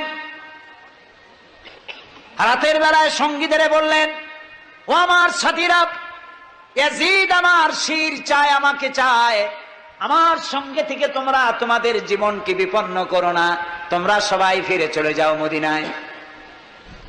সাথীরা বললেন, ইমাম, আজকে যদি আপনাকে ছেড়ে জীবনের মায়া নিয়ে মদিনায় ফিরে যাই, আর আপনার যদি শাহাদাত নসিব হয়, তাহলে কিয়ামতের দিন আল্লাহ নবীর সামনে আমরা কি জবাব দেব? আমরা আমাদের জীবন দিয়ে আপনাকে পাহারা দেব। সকালবেলা যুদ্ধ শুরু হয়ে গেল। জোহরের নামাজ আসতে না আসতে 40 জন পুরুষ শাহাদাত বরণ করলেন। এখন একজন পুরুষ বেঁচে আছেন, ইমাম হুসাইন। তাঁবুর ভিতরে স্ত্রী এবং অন্যান্য মহিলাদের কাছ থেকে বিদায় নিতে এসেছেন। তোমাদেরকে আল্লাহর হাওয়ালা করলাম, আমি যুদ্ধে চলে যাচ্ছি। আমার চোখের সামনে আমার নানাজির দান্দার মোবারক শহীদ হওয়া ইসলাম, সাহাবীদের রক্ত দেওয়া, জীবন দেওয়া ইসলাম, খেলাফত মিটে যাবে পৃথিবী থেকে, রাজতন্ত্র প্রতিষ্ঠা হবে। আমার জীবন থাকতে আমি তা হতে দেব না। স্ত্রী এগিয়ে এলেন, বললেন, হুসাইন, জিহাদের ময়দানে থেকে আমি আপনাকে বিরত থাকতে বলবো না, তবে একটি দাবি আছে। এই যে ছোট্ট দুগ্ধপোষ্য শিশু, গত কয়েকদিন হলো ঘরে খাবার নাই, পানি নাই, আমার বুকে দুধও নাই, এই ছোট্ট বাচ্চাটিকে একটু পানির ব্যবস্থা করুন। ইমাম হুসাইন কলিজার টুকরা সন্তানকে দুই হাতে উঁচু করে এজিদি সৈন্যদের সামনে এসেছেন। এজিদি সৈন্যরা, আমার হাতের দিকে তাকাও, এটি রসুলের আওলাদ, আমার কলিজার টুকরা সন্তান। ফোরাতের অফুরন্ত পানি প্রবাহিত হচ্ছে, একটু ফোরাতের কুলটা ছেড়ে দাও, ওর একটু পানি পান করায়। আমার সাথে তোমাদের শত্রুতা থাকতে পারে, এই নিষ্পাপ বাচ্চার সাথে তো কোনো শত্রুতা থাকার কথা নয়। তার এই আবেগপূর্ণ কথা এজিদি সৈন্যদের কলিজায় স্পর্শ করলো না। তারা বিষাক্ত তীর নিক্ষেপ করলো। ইমাম হুসাইনের উঁচু করে ধরা বাচ্চার বুকের ভেতর থেকে বিষাক্ত তীর প্রবেশ করে বেরিয়ে গেল অপর প্রান্ত থেকে, রক্ত ফিনকি দিয়ে বেরিয়ে এলো। ইমাম হুসাইন দুই হাতে আজলা ভরে সেই রক্ত চেহারায় মাখতে লাগলেন আর বললেন, কলিজার টুকরা সন্তান, সালেহ আলাইহিস সালামের উটনির রক্তের চাইতে তোমার রক্ত পবিত্র। হযরত সালেহ আলাইহিস সালামের চাইতে রাসূলুল্লাহর মর্যাদা অনেক বেশি, তুমি তার আওলাদ। বাচ্চাকে কোলে করে নিয়ে স্ত্রীর কাছে গিয়ে বললেন, স্ত্রী, এই নাও তোমার বাচ্চা, ঠান্ডা হয়ে গেছে, এমন পানি পান করেছে কিয়ামত পর্যন্ত পানি পানি বলে তোমারে আর বিরক্ত করবে না। ইমাম হুসাইন লড়াই করলেন ময়দানে, বহু সংখ্যক সৈন্য হতাহত করে ফোরাতের কুল উন্মুক্ত করে ঘোড়ার পৃষ্ঠ থেকে নেমে এক আজলা পানি তুলেছেন, পানি পান করবেন। মুখের কাছে যখন আকণ্ঠ তৃষ্ণার্ত পিপাসার্ত হুসাইন মুখের কাছে পানি নিয়েছেন, হঠাৎ ভেসে উঠল মনের পর্দায়, একটু আগে আমার কলিজার টুকরা সন্তান এই পানির অভাবে চলে গেল। 40 জন মানুষ বিদায় হলো, এক ফোঁটা পানি দিতে পারলাম না, এই পানি আমি কেমনে খাই? হাতের থেকে পানি পড়ে গেল। অশ্বের পৃষ্ঠে আরোহণ করলেন, চতুর্দিক থেকে তীর আর তরবারি আসতে লাগলো। ইমাম হুসাইন বললেন, থামো, একটু থামো, তোমরা কাকে তীরবিদ্ধ করছো? আমি কি তোমাদের রসুল মুহাম্মদ সাল্লাল্লাহু আলাইহি ওয়াসাল্লামের নাতি নই? আমি কি তোমাদের রসুলের কলিজার টুকরা মা ফাতেমার নয়নের মণি নই? কেমন করে আমার গায়ে তোমরা তীর মারো? উম্মে সালমা, আমাদের মা উম্মে সালমা রাদিয়াল্লাহু তাআলা আনহা, সকাল বেলায় 11ই মুহররম সকাল বেলায় তিনি ঘরে বসে কাঁদতেছেন। কয়েকজন প্রতিবেশী মহিলা এসে বলছেন, মা আপনি কাঁদেন কেন? তিনি বলছেন, আজকে রাত্রে আমি স্বপ্ন দেখেছি রাসূলুল্লাহ আমার বাড়ি এসেছেন, আমি দেখতে পেলাম আল্লাহ রসুলের চোখ দিয়ে পানি পড়ছে, দাড়ি মোবারক ধুলা মাখা, বুক কানা বলি। আমি জিজ্ঞেস করলাম, ইয়া রাসূলুল্লাহ, আপনি কাঁদেন কেন? মুখখানা মলিন কেন? দাড়ি মোবারকে ধুলাবালি কেন? রাসূলুল্লাহ বললেন, উম্মে সালমা, তুমি জানো না আমি এইমাত্র কারবালা দেখে এসেছি। আমি দেখে এলাম আমার কলিজার টুকরা হুসাইনের শির মোবারক তার দেহ থেকে বিচ্ছিন্ন করে ঘোড়ার পদতলি, ঘোড়া দিয়ে পদদলিত করা হয়েছে তার দেহ মোবারক। ইসলাম এত সহজে আসে না, অনেক রক্ত পাড়ি দিয়ে এসেছে ইসলাম। হযরতে হুসাইনের মস্তক মুবারক এজিদি সৈন্যরা একটা প্লেটে করে নিয়ে কুফার গভর্নর ইবনে জিয়াদের সামনে রেখেছে। ইবনে জিয়াদ চেয়ারে বসা, সিংহাসনে বসা। ইমাম হুসাইনের মস্তক মুবারক তার পায়ের কাছে রেখেছে। কলঙ্কিত ইতিহাস। কি করে আমি শুনাই আপনাদেরকে? ইবনে জিয়াদ চেয়ারে বসে পায়ের কাছে রাখা ইমাম হোসাইনের ঠোঁটের উপরে লাঠি দিয়ে নাড়তেছে। হযরত যায়েদ রাদিয়াল্লাহু তাআলা আনহু 80 বছর বয়স।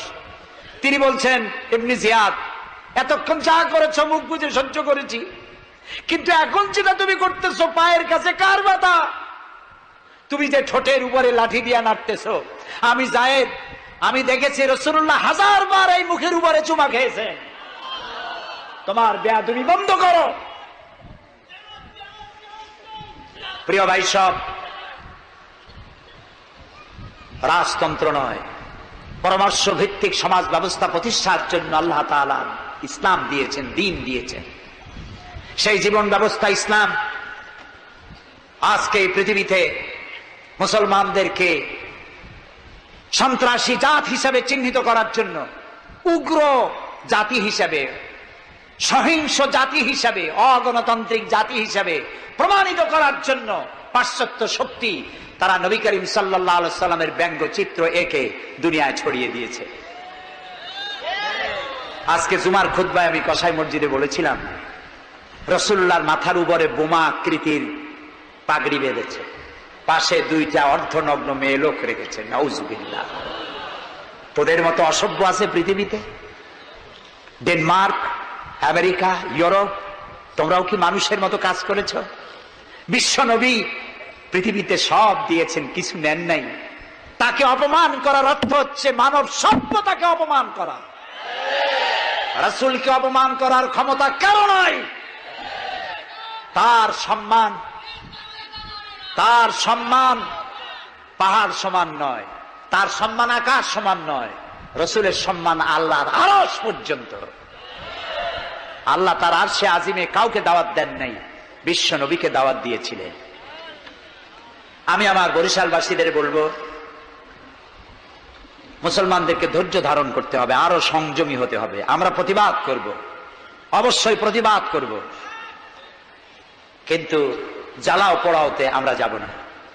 আমরা কারো পতাকা পোড়ানো, কারো অফিসে ভাঙচুর করা, এটা আমাদের কাজ না। আমরা গড়ার জন্য এসেছি, আমরা ভাঙ্গার জন্য আসি নাই।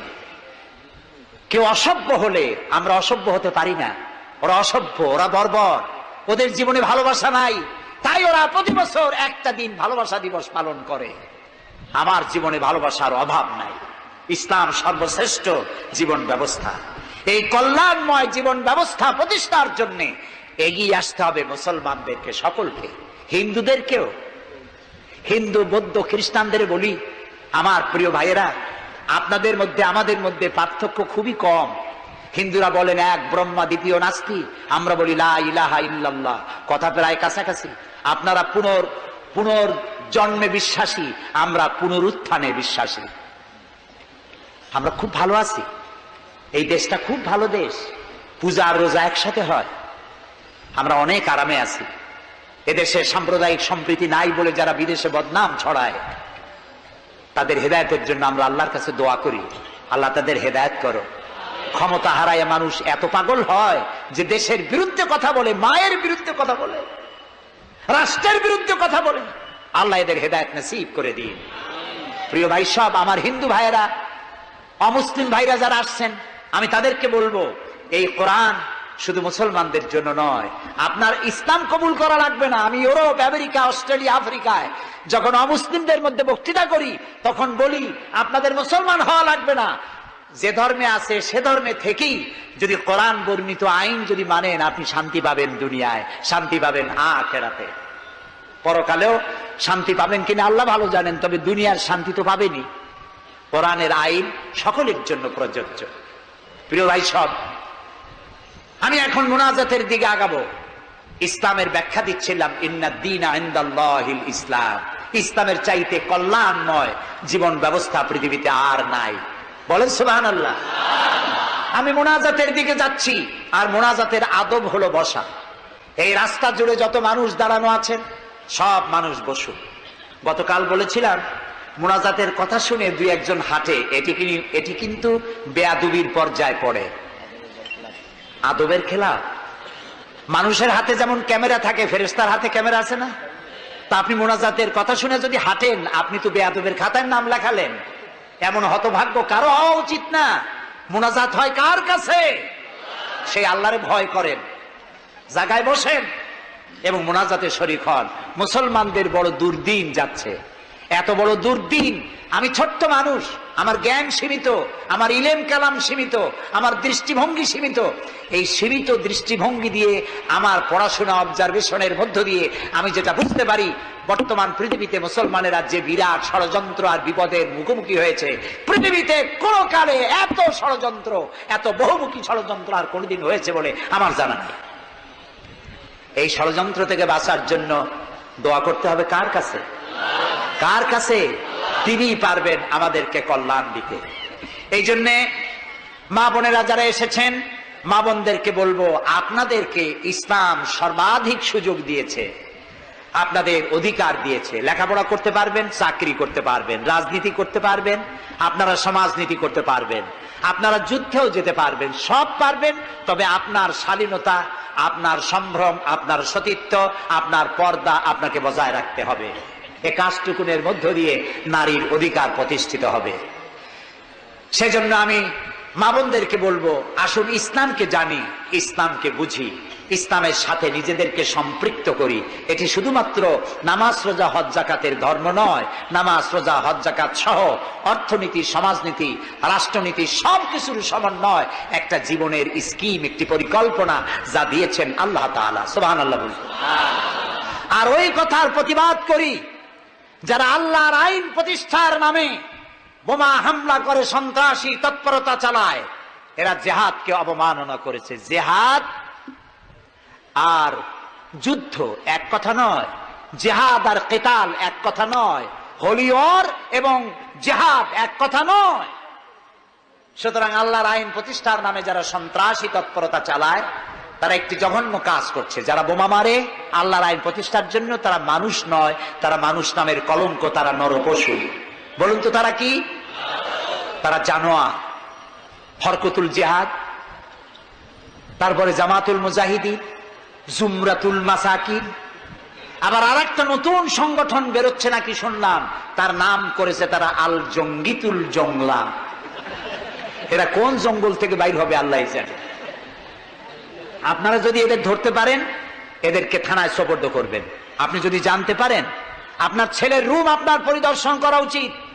আপনার ছেলের পড়ার রুমের টেবিলের ড্রয়ারে কি আছে, বালিশের তলে কি আছে, বেডের নিচে কি আছে, সেসব বইপত্র আপনার দেখা উচিত। অর্ধ পড়ুয়া, লেখাপড়া জানে না, মা বাপ থেকে বিচ্ছিন্ন করে এইসব ছেলে পেলেদেরকে ওরা ট্রেনিং দেয়। একটা বিচারপতি মারতে পারলেই বেহেশতে যাবা তাড়াতাড়ি, একটা আইনজীবী মারতে পারলে বেহেশতে যাবা, বোমা মারো বেহেশতে যাও। বলেন নাউজুবিল্লাহ। আমাদের দেশে ইসলাম এসেছে বড় বড় আলেম আর বড় বড় আল্লাহর ওলিদের মাধ্যমে ইসলাম এসেছে। তারা কি বোমাবাজি করেছেন? তারা কি সন্ত্রাসী তৎপরতা করেছেন? না। ওই জায়গায় দেখেন হযরত খানজাহান আলী রহমতুল্লাহ আলাইহির কবর আছে না? কোথায়? বাগেরহাটে। খালি কুমির দেখেন না, ইতিহাস দেখেন। তিনি এসে, মানুষের খাবার পানি ছিল না, বড় বড় দিঘি কেটেছেন। এই ছিল তাদের কাজ। দিঘি কেটেছেন, পুকুর করেছেন, রাস্তা করেছেন, মসজিদ করেছেন। হযরত শাহজালাল রহমতুল্লাহ আলাইহি গৌর গোবিন্দের বিরুদ্ধে যুদ্ধ করা লাগে নাই, শুধু আযান দিয়েছেন। আর তাদের মূর্তিগুলির কম্পন শুরু হলো। গৌর গোবিন্দ দৌড়াইয়া পলাইয়াও কুল পায় নাই, বিনা যুদ্ধেই দখল হয়ে গেছে সিলেট। সুবহানাল্লাহ। তারা প্রতিবাদ মুখর ছিলেন।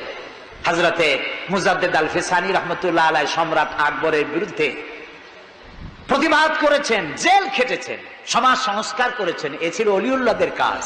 আমাদের দেশে শর্ষিনার পীর, ফুরফুরার পীর, জৌনপুরের পীর, চরমোনাইর মরহুম পীর হযরত মাওলানা ইসহাক সাহেব রহমতুল্লাহ আলাইহি পীরের মতো পীর ছিলেন। আমি ছাত্র জীবনে তার অনেক ওয়াজ শুনেছি। কান্দা মানুষ পাগল হয়ে যেত। গাছের তার তলারটা দুটো খাওয়ার অভ্যাস ছিল না। তিনি মানুষকে ব্যঙ্গ করেন নাই, কারো বিরুদ্ধে উল্টা পাল্টা ফতোয়া দেন নাই। আমার কাছে ইসলাম, কারো কাছে ইসলাম নাই, এই বাজে কথা তিনি জীবনেও বলেন নাই। আমরা তাকে সম্মান করি। এইসব বড় বড় অলিউল্লাহ আর আলেমরা এদেশে ইসলাম প্রচার করেছে সন্ত্রাসের মধ্য দিয়ে নয়, ভালোবাসা দিয়া উন্নয়নমূলক কাজ করে মাদ্রাসা, মসজিদ, এতিমখানা প্রতিষ্ঠা করে করেছে। সুতরাং এই সন্ত্রাসী তৎপরতা যারা চালায় তারা মানুষ নয়, তারা জানোয়ার, তারা পশু। এদেরকে ধরিয়ে দিন, পুলিশকে ধরিয়ে দিন। আমরা সরকারের শুকরিয়া আদায় করি, আলহামদুলিল্লাহ বর্তমান সরকার এদের নেটওয়ার্ক ভেঙে চুরমার করে দিয়েছে। বাকি আছে দুই শয়তান, এই দুই শয়তান আজ হোক কাল হোক ধরা পড়বেই ইনশাআল্লাহ। ইনশাআল্লাহ বলেন। এবং এদের দৃষ্টান্তমূলক প্রচন্ড শাস্তি হবে ইনশাআল্লাহ। যারা আমাদের দেশকে বদনাম করেছে, বাংলাদেশ পৃথিবীর দ্বিতীয় বৃহত্তম মুসলিম দেশ, গণতান্ত্রিক দেশ, এই দেশকে অন্যের পরাধীনতা থেকে আমাদের দেশকে আমাদের বাঁচাতে হবে। এই জন্য আলেম ওলামাদেরকে চিন্তা করতে হবে, ভাবতে হবে আগামীতে যেন এই দেশ কোন দেশের তাবেদার গোলাম রাষ্ট্রে পরিণত না হয়ে যায়। কারা এটা করতে পারে? কারা ক্ষমতায় এলে আলেমদেরকে গ্রেফতার করবে? কারা ক্ষমতায় এলে মাদ্রাসা বন্ধ করে দেবে? কারা ক্ষমতায় এলে শাইখুল হাদিসকে দড়ি দিয়া বাঁধে বরিশাল জেলখানায় ঢুকাইয়া চোরের সাথে রাখবে? ওদেরকে চিনতে হবে, ওদেরকে চিনতে হবে। আর ঐক্যবদ্ধভাবে যারা আলেমদের পক্ষে, মাদ্রাসার পক্ষে, যারা আলেমদেরকে অসম্মান করে না, আলেমদেরকে মর্যাদা দেয়, তাদের সাথে থাকুন। এই দেশের সমস্ত মাদ্রাসাগুলি ফাজেলকে ডিগ্রির মান, কামেলকে মাস্টার্সের মান দেওয়া হবে ইনশাআল্লাহ। কওমি মাদ্রাসাগুলোকে স্বীকৃতি দেওয়া হবে ইনশাআল্লাহ। আমার দেশে ইসলাম প্রচারিত হয়েছে দুটি শিক্ষা ব্যবস্থার মধ্য দিয়ে, আলিয়া এবং কওমি। আমরা কোনোটাকে ঘৃণা করি না, দুটোই। আমি পল্টনে বক্তৃতায় বলেছিলাম, কেউ যদি আমাকে জিজ্ঞেস করে আপনার দুটি চোখের মধ্যে কোনটা আপনার প্রিয়, আমি পাল্টা প্রশ্ন করতে চাই, আপনি বলুন আপনার কাছে কোনটা প্রিয়? আপনার কাছে যদি দুটোই প্রিয় হয়, আমার কাছেও দুটোই প্রিয়। আলিয়াও প্রিয় আমার চোখের মতো, কওমি মাদ্রাসাও আমার প্রিয়। এই মাদ্রাসাগুলি এখানে আছে বলে ইসলাম আছে, মাদ্রাসা থাকবে না, ইসলাম থাকবে না। সুতরাং মাদ্রাসা হচ্ছে ইসলামের লালন কেন্দ্র। মসজিদও থাকবে না, মসজিদে যেতে হলে তো মাদ্রাসা লাগবে। নামাজ শিখবা কোথায়? আল্লাহরে চিনবা কোথায়? এই জন্য সব থেকে বেশি জরুরি হলো মাদ্রাসা। সেই মাদ্রাসার তারা শত্রু, তাই 252টা মাদ্রাসা যারা বন্ধ করেছিল, এখন তারা আবার বলে ক্ষমতায় যেতে পারলে সংবিধানের 5ম সংশোধনী বাতিল করবে। 5ম সংশোধনী বাতিলের অর্থ কি? 5ম সংশোধনী বাতিলের অর্থ হলো আল্লাহর উপরে রাষ্ট্রের সমস্ত কাজের উৎস আল্লাহর উপর ঈমান এবং অবিচল আস্থা কেটে দিয়ে সেখানে সংবিধানের শিরোনাম থেকে বিসমিল্লাহ কেটে দেওয়া হবে। ধর্মভিত্তিক রাজনীতি নিষিদ্ধ ঘোষণা করা হবে। মুসলমানেরা বেঁচে থাকতে কোন অবস্থাতেই এই শক্তিকে ক্ষমতায় আসতে দেওয়া যায় না। সমস্ত আলেম ওলামা ঐক্যবদ্ধ হতে হবে। কোন মিষ্টি কথায় ভুলে গেলে হবে না। তেলের দাম, দ্রব্যমূল্য বেড়ে গেছে, তাই আমাদেরকে অন্য পথে যেতে হবে। এই পাগলামি করলে নিজের পায়ে নিজে কুড়াল মারা হবে। সুতরাং আল্লাহর দিন, দেশ বাঁচলে আমরা বাঁচবো, স্বাধীনতা থাকলে আমরা থাকবো। দেশের স্বাধীনতা, অস্তিত্ব, অখণ্ডত্ব বাঁচিয়ে রাখার জন্য সর্বোপরি এই যে টুপি মাথায় দিয়ে চলি, মুখে দাড়ি আছে, এই দাড়ি আর টুপিকে টিকিয়ে রাখার জন্য যারা ইসলামকে ভালোবাসে, আলেমদেরকে ভালোবাসে, সম্মান দেয়, মর্যাদা দেয়, উন্নয়নের জোয়ার বয়ে দেয় সারা দেশ জুড়ে, তাদের সাথে ঐক্যবদ্ধ হয়ে কাজ করা আমাদের ঈমানের দায়িত্ব। সে দায়িত্ব পালনের তৌফিক আল্লাহ আমাদেরকে দান করুন। বাস, আমরা এখন মোনাজাত করব। মোনাজাতের পরে এশার আজান হবে। এশার নামাজ জামাতে পড়ে আমরা বাড়ি যাব। ঠিক আছে ভাই? গতকাল কিন্তু ঠিক থাকে নাই, আজকে যেন থাকে। তবে অনেকে এশার নামাজ পড়ে এসেছেন, এটাও ঠিক। যারা পড়ে আসেন নাই তারা আমাদের সাথে পড়বেন। নামাজ না থাকলে ঈমান থাকবে না। নামাজ না পড়লে নিজেকে মুসলমান বলে পরিচয় দেওয়ার অধিকার নষ্ট হয়ে যায়। জীবনে আর নামাজ ছাড়বো না, এই ওয়াদা কি করা যায়? যাবে? দুহাত উঁচু করুন, বলুন ইয়া আল্লাহ, তোমার পবিত্র নামে ওয়াদা করি, যতদিন পর্যন্ত মালাকুল মউত আমার মাথার কাছে না আসতেছে ততদিন পর্যন্ত ফরজ নামাজ, ফরজ রোজা আর ছাড়বো না, আর ছাড়বো না, আর ছাড়বো না। এবার জোরে বলেন ইয়া আল্লাহ, আমার আজকের এই ওয়াদা আমার মৃত্যু পর্যন্ত আমাকে পালন করার তৌফিক দাও ইয়া রাব্বাল আলামিন। এখন মোনাজাত হচ্ছে, মোনাজাতের পর আপনারা নামাজের জন্য কাতার দিয়ে দাঁড়িয়ে যাবেন আর সকলে আর্থিক সাহায্য করবেন। আল্লাহুম্মা আমিন। রব্বানা যালামনা আনফুসানা ওয়া ইন লাম তাগফির লানা ওয়া তারহামনা লানাকুনান্না মিনাল খাসিরিন। রব্বানা যালামনা আনফুসানা ওয়া ইন লাম তাগফির লানা ওয়া তারহামনা লানাকুনান্না মিনাল খাসিরিন। হে আল্লাহ তাআলা, হাজার হাজার মুসলমান নরনারী দীর্ঘক্ষণ ধরে তোমার কোরআন শুনেছি, হাদিস শুনেছি, আর শেষ পর্যায়ে এসে ভিক্ষুকের মতো, কাঙ্গালের মতো গুনার বোঝা মাথায় নিয়ে তোমার দরবারে হাত তুলেছি। দয়া করে মেহেরবানি করে আমাদের জিন্দেগীর সমস্ত গুনাহ খাতাকে মাফ করে দাও।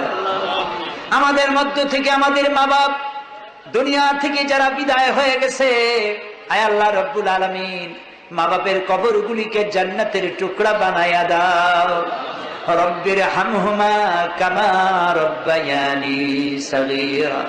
সবাই পড়েন, রব্বির হামহুমা কামা রব্বায়ানি সগীরা।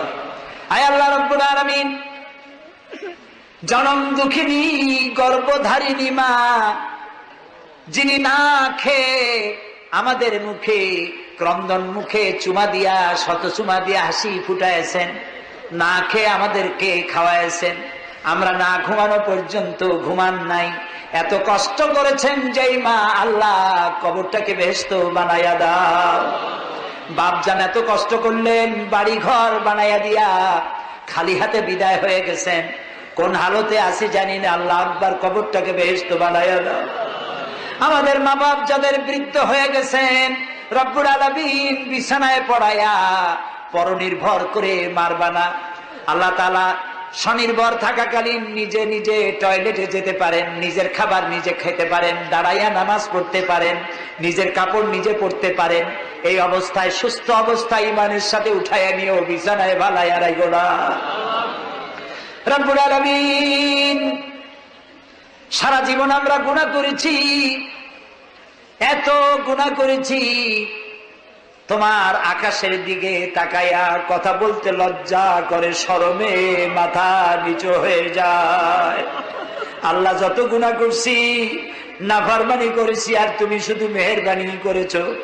তুমি যদি আমাদের গোপন গুনাহগুলি জাহির করে দিতে, যৌবনকালের গুনাহ, জীবনের গুনাহ যদি সমাজের লোকেরা জানতো, স্ত্রী পুত্ররা জানতো, সম্মান দিত না। আল্লাহ তাআলা কিয়ামতের দিন লক্ষ কোটি মানুষের সামনে আমাদের গোপন গুনাহগুলি জাহির করে দিয়ে আমাদেরকে শরম দিও না। আয় আল্লাহ তাআলা, তোমার নবী বলেছেন 3000 বছর ধরে তুমি জাহান্নামের আগুন উত্তপ্ত করেছো। আল্লাহ তাআলা চৈত্র মাসের দ্বিপ্রহরের রোদ সহ্য হয় না। আল্লাহ তাআলা জাহান্নামের আগুন আমরা সইতে পারবো না। জাহান্নামের আগুন আমাদের জন্য আল্লাহ তুমি হারাম বানায়া দাও। আল্লাহুম্মা আজিরনা মিনান নার। সবাই পড়েন, আল্লাহুম্মা আজিরনা মিনান নার, আল্লাহুম্মা আজিরনা মিনান নার। আয় আল্লাহ তাআলা, তাম পৃথিবীতে মুসলমানেরা আজ বড় বিপদে। মুসলমানদের কেউ দেখার নাই। ইরাকের আল গরিব কয়েকখানার ভিতরে মুসলমানদেরকে উলঙ্গ করে তাদের মুখের উপরে কাফেরেরা পেশাব করেছে। গুয়ান্তানামো কারাগারের ভিতরে মুসলমানদের বান্দা তাদের সামনে কোরআন শরীফের উপরে পেশাব করেছে। রাসূলুল্লাহর মাথায় বোমা উঠাইয়া দিয়েছে। নগ্ন নারী তার পাশে বসাইয়া ছবি উঠাইছে। বাবু, আমাদের কলজা চলে যায় বাবু। আল্লাহ নর পশুদের হেদায়েত দাও। আল্লাহ পরাশক্তির নামধারী তথাকথিত সভ্যতাকে আল্লাহ তুমি হেদায়েত দিয়ে দাও। ওদের নসিবে যদি হেদায়েত না থাকে, তুমি তো আমাদের সেই আল্লাহ যে আল্লাহ নমরুদকে জুতা পেটা করে বিদায় করেছো। তুমি তো সেই আল্লাহ যে ফেরাউনকে চুবাইয়া মারছো। আল্লাহ এই সভ্যতার দাবিদার গুলি যারা আমার রসুলকে অপমান করতেছে, মুসলমানদেরকে অপমান করছে, কোরআনকে অপমান করছে, ফেরাউনের মতো নবরীদের মতো জুতা মেরে ডুবাইয়া ধ্বংস করে গজব দিয়া বিদায় করে দাও আল্লাহ। আমাদের এই শান্তিপূর্ণ দেশে যারা বোমা মারে, সন্ত্রাসী হামলা করে, ওদেরকে আমরা চিনি না, তুমি ভালো করে জানো ওরা কারা। আল্লাহ ওদেরকে হেদায়েত করে, ওদেরকে তুমি ধরাইয়া দাও। ওদেরকে কারা টাকা দেয়, কারা বুদ্ধি দেয়, কারা পরিচালিত করে, তাদের চেহারা জনগণের সামনে উন্মোচিত করে দাও, তাদেরকে জনগণের সামনে ন্যাংটা করে দাও আল্লাহ তাআলা। আমাদের এই সুন্দর দেশটির উপরে তুমি রহমত করো আল্লাহ। তোমাকে বলবো না কাকে বলবো, পৃথিবীতে যত মুসলমান দেশ তুমি দিয়েছো, প্রত্যেক মুসলমান দেশের পাশে আরো 2-4টা মুসলমান দেশ আছে। তুমি আমাদের দিকে তাকায় দেখো তো আমাদের অবস্থাটা কি, আমরা কোথায় যাব?